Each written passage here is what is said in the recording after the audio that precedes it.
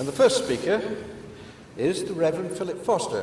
He is a colleague of mine, a fellow Vice Chairman of the Campaign for an Independent Britain. He's a scientist as well as a clergyman. He's taught in Africa and been a parish minister here. He's the author of a very interesting book which includes both science and cosmology, entitled While the Earth Endures, and one called EU Reality Check. And he will speak on the costs and consequences of the EU's massively mistaken policies on climate change. Thank you, Philip. Thank you.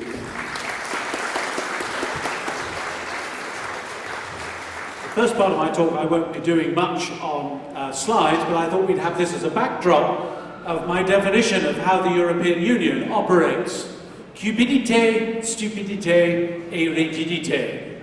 I'm sorry to any French people around here who have a much more respectable one about the French Revolution, but I felt that that rather sums it up. For the benefit of those who can't translate, it means greed, stupidity, and rigidity. Fairly straightforward. Thinking of, if you say that you don't believe in fairies, and if you say that, then a fairy dies. There was a lovely Matt cartoon a few days ago of a Tory canvasser at a door saying to a prospective voter, if you vote for UKIP, all the bees will die. Which I thought rather summed it up rather well in the circumstances. And this is just a brief report about how the European Union sees itself. It has set up what I think it's called the Museum of European History at our expense. And it has a large number of sort of academics, and somebody I met the other day who is a research fellow of history, Lucy Cavendish, in Cambridge, said she went to a lecture given by the head of this glorious institution. And amongst one of the many intriguing things that she learnt is that your fathers and grandfathers fought apparently in 1939 to 45 in something described as the European Civil War.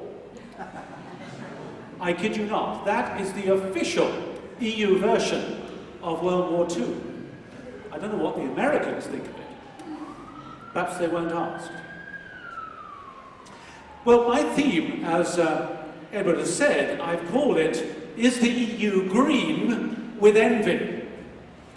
And I mean green, of course, what I mean by environmentally, what have you, and all this obsession with climate change. One of the puzzles that always surprises me is why it is that big corporations, both in Britain and Europe, seem so keen on the European Union. And the answer to that is fairly straightforward. Big corporations are not competitive. One of the things they like is heavy regulation and centralized markets that are equally heavily regulated. The reason for this, of course, is that, and I say this with a grand sense of generality, most corporations are essentially idle. They don't want to work, they want to sit back and simply live on the benefits of their grand corporations. Their main problem is competition. In a true free market, this would kill off the big corporations quite quickly, just as it kills off nationalized state industries. There's not much difference between the two. But heavy regulation, which the EU provides in abundance, actually makes it very difficult for entrepreneurial, nimble, and capable competitors from actually ousting the big corporations. So that's why they love the European Union. But unfortunately, if you build walls around yourself of regulations like that and live on the fat of the land, as it were, which is what most of them like to do, there has come a big problem. You may indeed be able to make a ring fence around Europe, as the European Union loves to do, because remember, it's not a free market, it is a customs barrier system. What happens when the world outside your little walled garden suddenly becomes far more competitive than you are, which we know is already the case? Regulation kills competition within the European Union, but the trouble is, what happens when competition comes from outside? And this was the problem the European Union faced, as indeed I think the wider Western world to some degree faced, but the European Union in particular. How to stop that competition coming from what we call the BRICS, from places like China and India and South America, and even to some degree now from Africa, which is competing successfully against the rigidity of the European Union. Well, they tried tariff barriers. But as it happens, GATT trading activities are reducing these tariff barriers. So it's becoming more difficult to keep these better quality goods, yes they are very often, out of the European Union by that method. They needed another weapon to keep out, or at least, were better still, to neuter this competition from the BRICS. How could it be done? And here we come to the green issue, because this is the tool the European Union uses to quench competition and, if possible, to stifle it.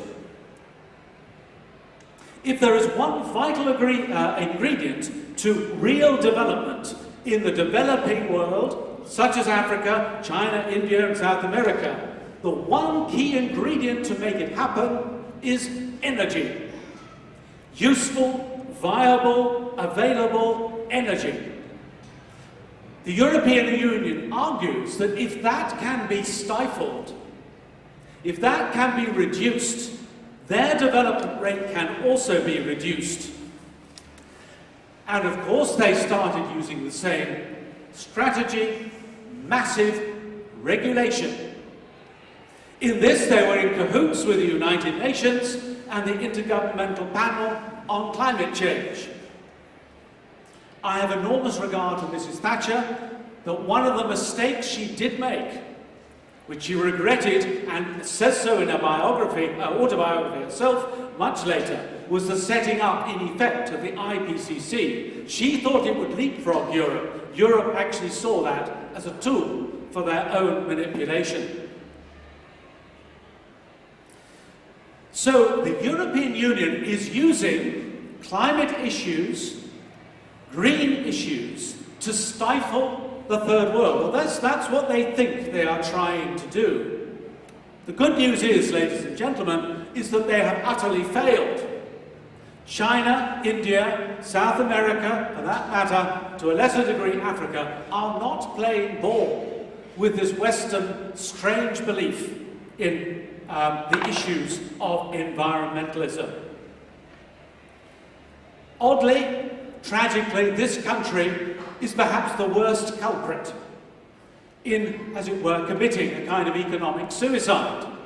In 2008, as I'm sure you are aware, the Climate Change Act was passed in October, a little bit down the road, by a majority of everybody, say 4 MPs, in October during a snowstorm. Why? Why could 600 members of the House of Commons be so bamboozled into believing that there was a problem with the climate? Well, most of you here, I'm sure, could probably fill me in as well as I will try to do for anybody who doesn't know, but I'll do that a little later. But the Green Agenda, incidentally, it was Friends of the Earth who wrote that act. They wrote it, and the Labour government passed it, and the Conservatives all agreed with it, for the most part. That was the Friends of the Earth writing the agenda, just as whatever it is hacked off is writing the anti-freedom of the press regulation. Why does the government listen to these people? Well, you must ask them. Anyway, the focus of the Act and the focus of this pressure from the European Union is on this obsessive belief in man-made global warming or climate change. I'm tempted to say, why man-made? Don't women contribute? Sorry. Maybe there's a hint of pseudo-religious Earth Mother worship lying behind this. I don't think it's a totally absurd idea. But why did it obsess the intellects, if that's what they're called, of Europe, this belief that we are changing the world for the worse, that we must tread lightly upon this earth, we must be wary of our carbon footprint, and so on. Britain, too, seems to suffer from this. Why is it there? Well, as a clergyman and as a Christian, I would say, interestingly, that when God is rejected, it's amazing how human thinking becomes split. On the one hand, cold scientific reason. On the other hand, a strange, unreasonable will energized by a belief in nature. Both take the high ground and engage in an almost schizophrenic kind of argument. I want to go back in history. In 1762, Jean-Jacques Rousseau wrote Émile, and in it contains these lines: "1/2 of the children who are born die before their 8th year. That is nature's law. Why contradict it?" That is a philosophy that lurks amongst the intellects, or so-called intellects and academias, in a large part of Europe. This is a cold, old Malthusian philosophy. Malthus, who sadly was a fellow clergyman many years ago, did a mathematical calculation. He claimed that the human race is going to starve itself to death, that if the population rose beyond 400 million, we would all die of starvation. Well, it's 7 billion, Mr. Malthus, though he's been dead a few years, and we're not starving. But behind Malthus is this Jacques Rousseau type of philosophy: nature, blind and uncaring, rules, and to break her laws will bring retribution. And to follow her logic is an act of will. But the trouble is, if you believe that kind of thing, it leads to terrible acts of human cruelty. The terror in France needs no mention. The many other terrors in Russia and Europe that continued after it are there in the history books. The terrors that Nazi Germany introduced lie with this nature worship behind it. If you worship nature as a goddess, before long you will worship nature as the devil. In Germany, and again this is not a generalized, this is about the academia, they manage this rationalism and this obsession with nature running side by side. Their worship of Mother Nature led actually to genocide on probably the world's most horrendous scale. If those of you who like Wagner, and I confess, and to my shame I sometimes do, his ring cycle is a kind of obsession with the mother goddess, Erde, who rules over all, cold and implacable. To disobey her is to bring Götterdämmerung down on the human race, as indeed happens, despite Siegfried's Volkishness and his love of nature, apparently. Nature worship brings with it deep pessimism, and it includes a vision of utter hopelessness and fatalism. Yet, the Industrial Revolution changed that. I know we're taught to think it was a terrible thing, and indeed there was much that was wrong. But one of the wonderful things the Industrial Revolution did, strange though it may seem, was to raise the condition of the working classes. They flocked into the cities, not because they had no work in the countryside, but work in the countryside was terrible. And work in the cities seemed at least better. And indeed, they did, in theory, become somewhat richer. The trouble is, the modern-day Greens are like the Malthusians and Rousseau. They don't really care about human life. They often speak, and you will hear them speak, saying they care about the children and our children's children. But actually, they want us to return to a world where many children won't survive childhood. I owe that to Donna Lamframboise, incidentally. Google her, she's well worth reading. So, behind what we see today are these dark hosts of mother worship, goddess worship, mother goddess worship, earth worship, and all this kind of ghastly irrationalism.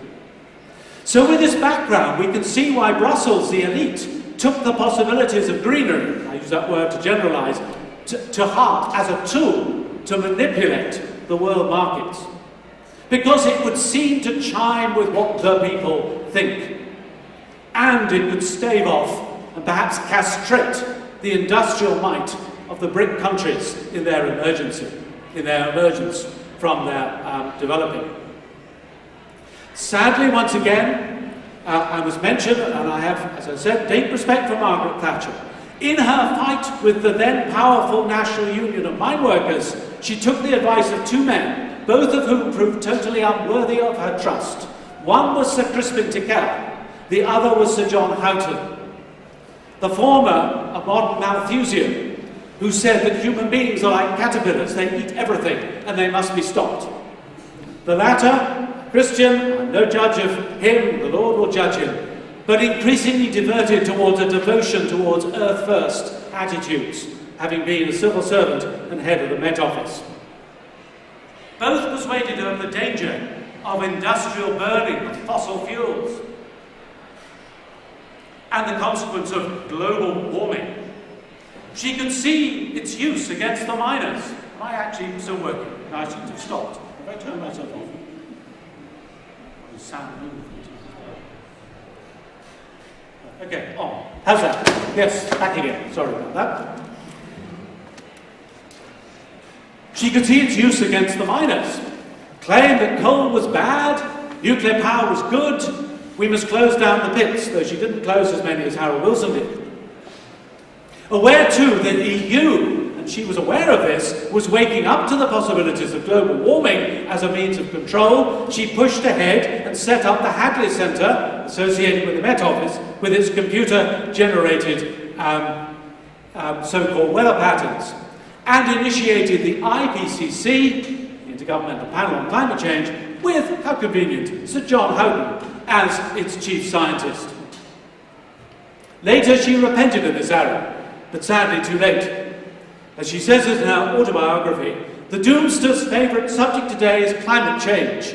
This has a number of attractions for them. First, the science is extremely obscure, so they cannot easily be proved wrong. Second, we all have ideas about the weather. Traditionally, the English, on first acquaintance, talk of little else.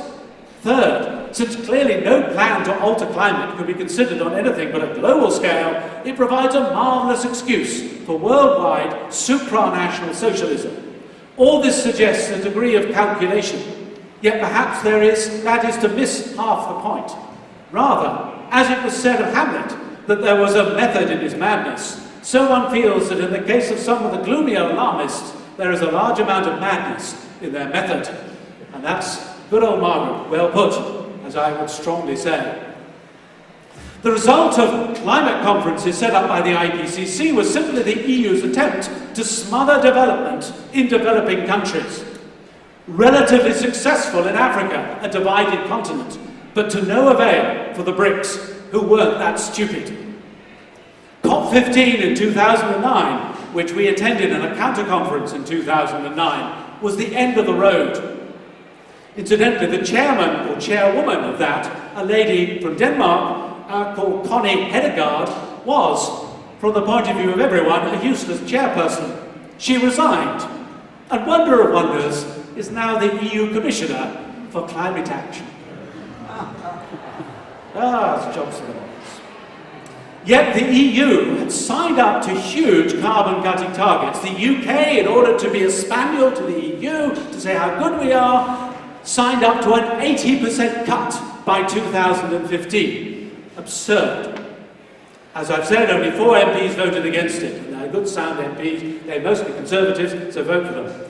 I'll tell you who they, if I can remember who they all are afterwards. Well, one of them is Peter Lilly. All that now remains, though, after COP15 in 2009, the whole thing fell apart. The BBC didn't tell you that, because they didn't want you to know. But COP15 was the end of the road for this climate caper. It killed it dead, because quite sensibly China and India and so on were not interested in cutting fossil fuel emissions. But the trouble is, there is a huge amount of detritus left. I would say this, and I'll talk briefly if time permits on the scientific side of it. The science argument over, quote, climate change, unquote, is one. There is no scientific basis for any of it, and if anyone wants to talk to me about that afterwards, please do. There is no basis for it. The economic argument from a theoretical point of view is one. The Stern report is complete rubbish.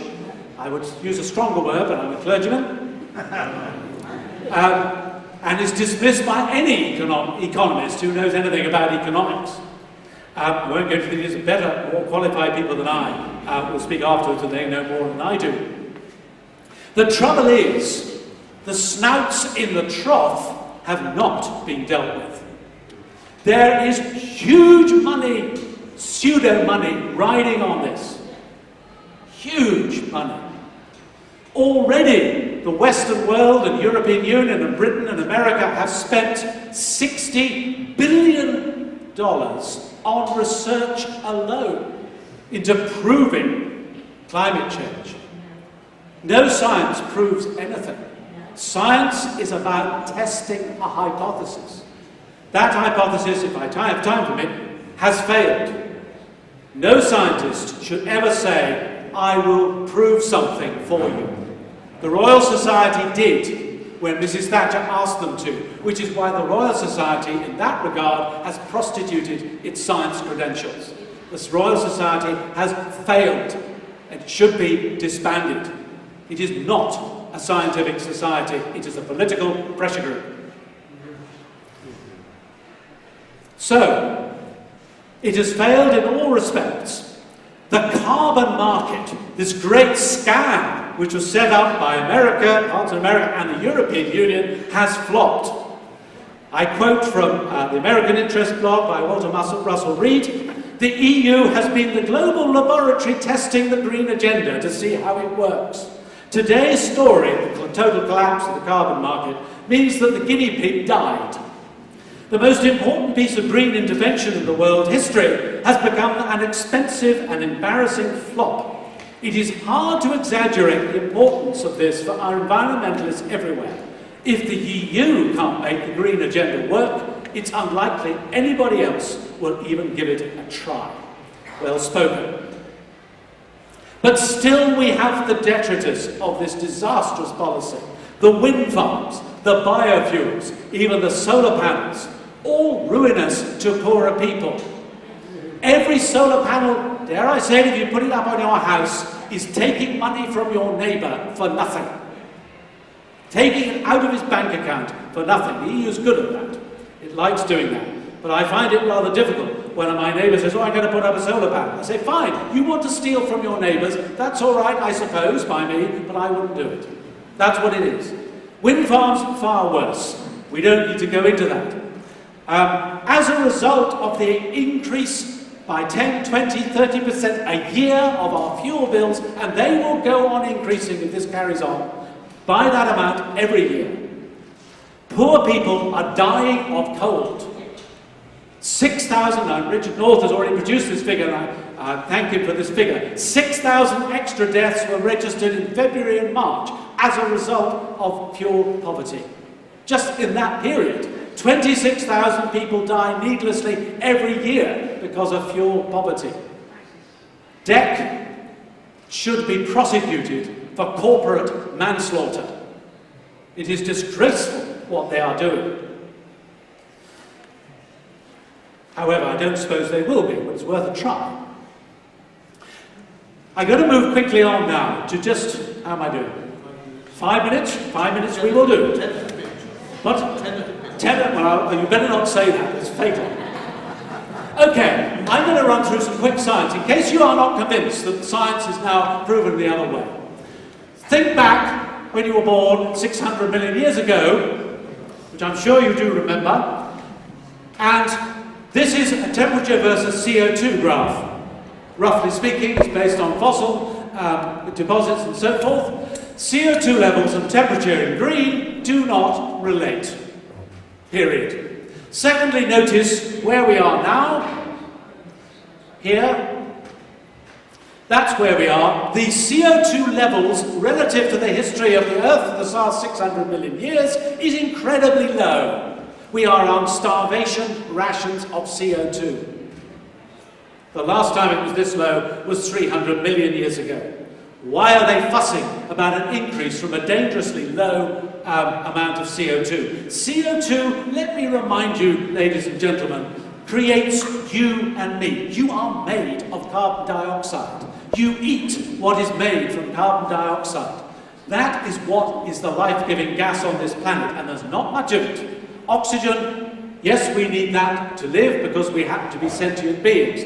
We have to be animals. Plants don't desperately, they probably need a bit, but they don't really need it. It's a poison gas for most early organisms. When coal, which I keep in a plastic bag because it's a bit mucky, is burnt, what it produces is wheat. There you are. That's what grows in our fields because we have burnt this. Remember that when they tell you CO2 is a poisonous gas. Burning coal makes bread. 1 ton of aviation fuel generates 1,500 loaves of bread. As the planet's population increases, and I'm pleased about that, I like people. Dare I say it, as a clergyman I will say so. God has arranged this planet that as more people live, more CO2 is generated and more food grows. Fairly straightforward arrangement. Now, spinning on, the last 6 billion years, temperatures have been going up apparently. Oh dear, no, they've been going down. They're continually going down. Yes, there are spikes up and down, but basically the general trend on planet Earth is going down. The last 20,000 years, since the last ice age, that was when there was ice a mile high, not very far from here, sitting over everything. A lovely time to live if you happen to live in Britain. It's got warmer, I am very pleased to say. And for the last 10 to 15,000 years, it has been pleasantly warmer. Ups and downs, maybe. The Roman warm period, very important for the expansion of the Roman Empire. Viticulture moved north, the growing of vines moved from Yorkshire even into southern Scotland. It was that warm. Then it had the Little Ice Age, which was very cold and most unpleasant. Plague, famine, death, followed by a more recent, in the last 150 years, a slight rise. This is from the Greenland ice cores. So, on the whole, we're not that much warmer than right at the beginning of this. And yet they're worried about it. Warming causes prosperity. Cold causes disease, death, and misery. Fortunately today, with better technology, better farming, things are better if it gets colder. And it is probably going to get colder. I'm not a prophet, or the son of a prophet, but the general prediction from those who understand the way the sun is behaving is that we may be going back to a little ice age. There has been no rise in temperature for the last 70 years, by the way, and it's probably trending down. This was the famous hockey stick that claimed that temperatures have shot up in the last 100 years, based on fallacious and mendacious so-called science. You read about the story of that, Hiding the Decline, in Andrew Montfort's excellent book on climate gate and the hockey stick. That's there. Right, moving on. The reality of what's happened in the last 1,000 years was the medieval warm period, the Little Ice Age, which followed it, and a slight rise. We're no longer anything like as warm as the medieval warm period, where there was vineyards in Yorkshire. Tell me, anybody got a vineyard in Yorkshire? Yorkshire wine, anybody? No, it's not that warm.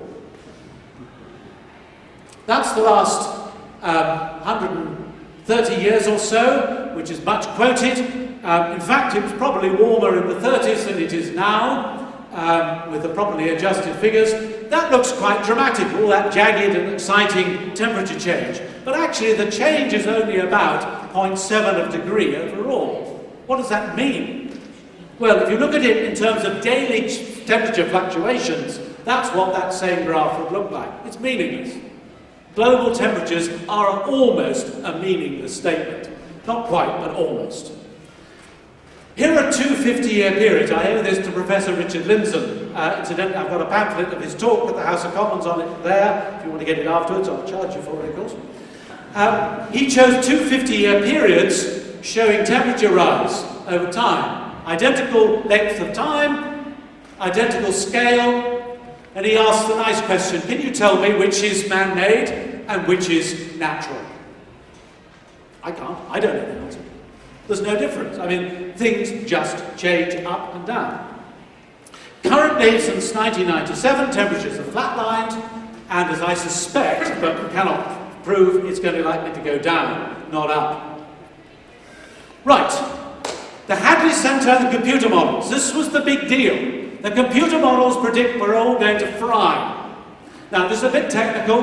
Very simply speaking, from 75 degrees north to 75 degrees south, going up in the atmosphere, according to the models, CO2 should cause a warm area in the troposphere above the tropics.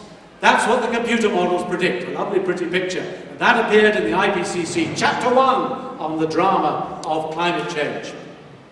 Tucked away in Chapter 5, which they didn't think anyone would reach, is actual measurements. A totally different picture. Let me just go back. That's the computer model. That's the actual measurements for the same period. If anything, there is a cool patch over the tropics. In other words, the computer models are completely wrong because they're based on the belief of carbon dioxide causing warming, which it almost certainly does not. Here is more ground stations and satellite temperature changes as measured, as opposed to the IPCC predictions, which of course go up off the scale. The green is satellite, always lower than Earth temperatures, probably the more reliable anyway, but that's by the by. Then you get the idiots. Dr. David Viner, described as a senior research fellow at Climatic Research Unit at UEA, our children are just not going to know what snow is. Well, there you go, 2000. Here's a nice one. How come we never get invited to these extreme weather events? Incidentally, extreme weather, not that there's been much evidence of it, as I shall come to, but extreme weather is evidence of a cooling planet, not a warming planet. This is a fundamental fact of meteorology. A cooling planet means the poles get colder than the tropics. The tropics tend to stay the same, but get wetter or drier. As the planet warms, that temperature difference reduces. Reduced temperature difference means less storminess overall. Yeah, okay, just spin on. That's actually that. I'll move on to those. Okay, just quickly, we're heading, in principle, for another ice age. And I mean possibly another big one, not a small one.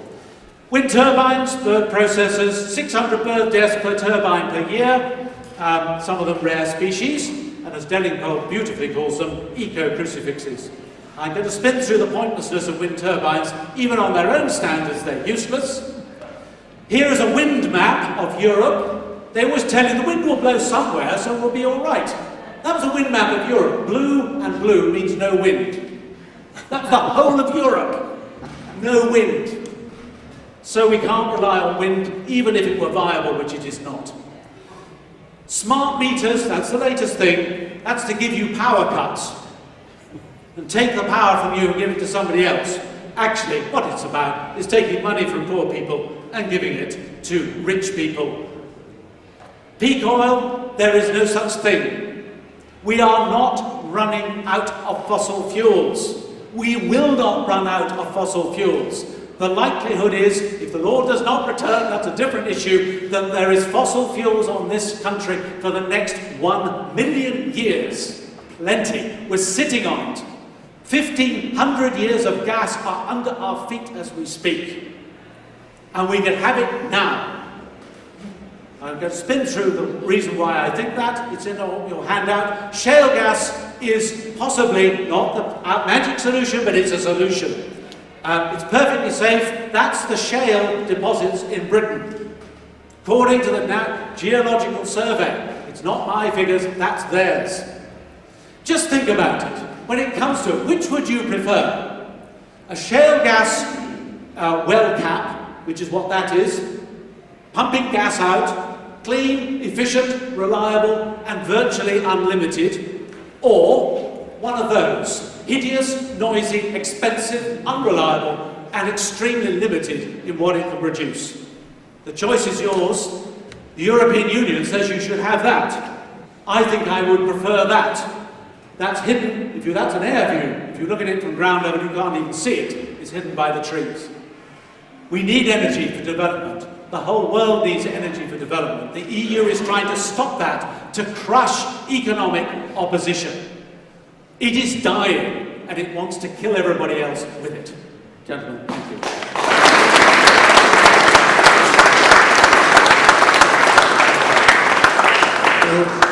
Thank you very much, Philip. I have to say that from my own experience in the grain trade, I remember a time in the early 70s when it was predicted that we were going to be getting an ice age because of all the emissions from factory chimneys.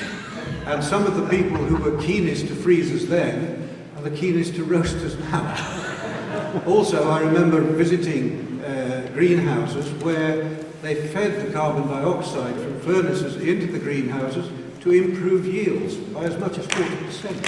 So one Russian scientist described CO2 as bread for plants. So it's not to be frightened.